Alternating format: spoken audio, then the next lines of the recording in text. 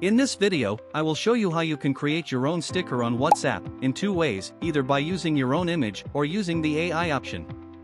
So, if today is your first time coming across this video, consider subscribing to this channel, give this video a thumbs up, comment, and share to others. Let's get started.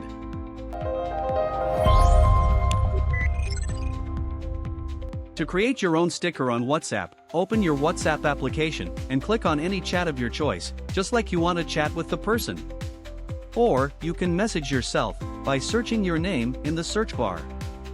Once done searching, click on it and tap on this sticker icon. Then, click on this bar. Click on this create icon, then select any image you like to turn into a sticker from your gallery. Now, wait for some time until your image turn into something like this. You can click on this send button if you want to send to the person. Now, let me show you how you can get a sticker using the AI option. Tap on the create option again, then click on this use AI.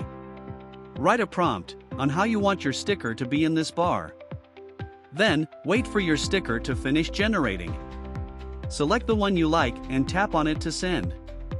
The sticker will be sent automatically after you tap on it. If you have watched the video to the end, please subscribe to this channel and give this video a thumbs up. Thanks for watching this video.